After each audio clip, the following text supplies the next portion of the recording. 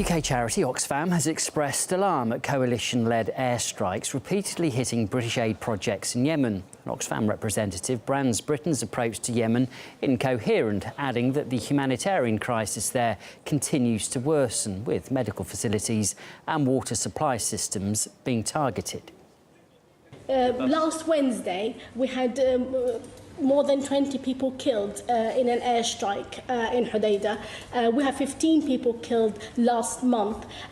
Even our own interventions in places, for example, in Saada, in an area called the Hamazat, where we provided and supported water system, that has actually been bombed by an airstrike.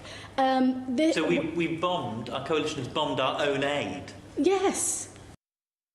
Well, Doctors Without Borders Yemen also reports coalition-led strikes hitting its medical facilities. It says that 5 centres have been targeted since 2015, resulting in multiple deaths of patients and staff. And in June, the group's cholera treatment centre in northern Yemen was also hit by an airstrike. These attacks are contributing to the catastrophic situation for civilians in the country.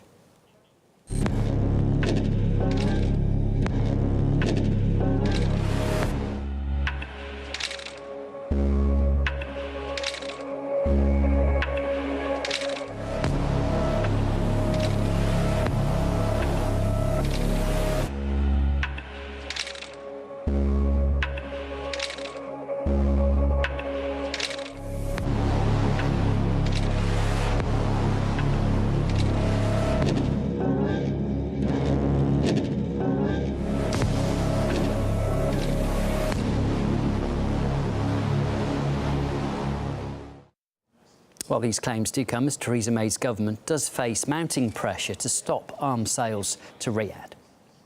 Do you have a problem with condemning murder and international violations of international law? In conflict, mistakes are made. The only thing that we don't do is actually press the button to drop the bomb. Arms supplies are there for those who need to defend themselves. The amount of raids targeting civilians has gone up, not down. If these are all errors, there seem to be an awful lot of them. I do not agree that if the United Kingdom was simply to deny its support for a party which is under threat itself, engaged in support of a legitimate government. I mean, if we're to... Sorry, you can't keep saying legitimate government. It's a joke.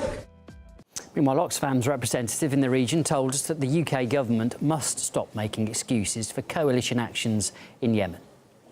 We believe that the UK government are now a legal party to this conflict. They actually got more involved in the conflict back in May of 2018 when they're actually operational on the border areas of Saudi Arabia. It's the same war. And I don't think that the advice they're giving has shown that any changes happened. I mean, every few days we're hearing of another horrific attack where civilians are killed, whether it's in a school bus bombing, or there was another recent bus bombing recently, and the main water pumping station in Hodeidah city was bombed, which left 80,000 people without water. So the pattern is continuing, and that pattern, the UK government seems to be blind to that pattern. It's every few days we've got attacks, and every few days the UK government are looking to excuse the Saudis. I mean, their policy is incoherent, it's wrong.